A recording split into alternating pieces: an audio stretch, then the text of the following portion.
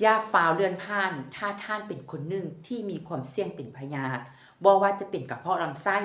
ไขมันความดันเบาหวานตั้งทรงหรือลินสีดวงและปัญหาเกี่ยวกับอื่นๆที่ในทางเองบ่สบายตุนโตเนาะมื้อนี้ส่งจะมาบอกพฤติกรรมซึ่งว่าเป็นเคล็ดบ่ลับที่ทุกคนเฮ็ดมาตลอดแต่บ่ฮู้ว่าสิ่งนั้นคือ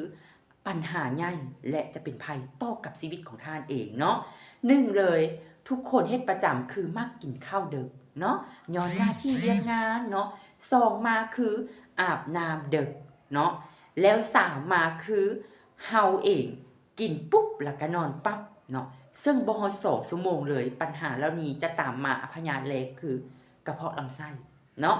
หลายคนเลยเนาะที่เป็นแล้วบ่รู้สึกตัวบ่ได้กินอีหยังผิดแต่พฤติกรรมนี้อาจจะเป็นส่วนหนึ่งแต่เป็นส่วนสำคัญที่สุดไผที่เฮ็ดแบบนี้หยุดด่วนค่อยปรับปรุงเทีละน้อยเพราะสงรู้ว่าทุกคนจะเฮ็ดสิ่งใดสิ่งหนึ่งนี้มันยากที่สุดแต่ทุกคนอย่าหยุดที่จะพัฒนาและเฮ็ดมันเพราะทุกความตั้งใจและทุกความพยายามบ่เคยยังผิดหวังแน่นอนเนาะซึ่งหน้าที่เวียกงานเฮาก็สำคัญแต่สุขภาพเฮาก็ต้องมาก่อนเสมอส่งฝากเป็นกำลังใจและเป็นแรงใจให้กับทุกคนที่กำลังสู้ชีวิตในตอนนี้ให้ทุกคนคิดและท่องในใจว่าสู้เฮาจะได้รู้ว่าความสำเร็จยังอีกบ่ไกล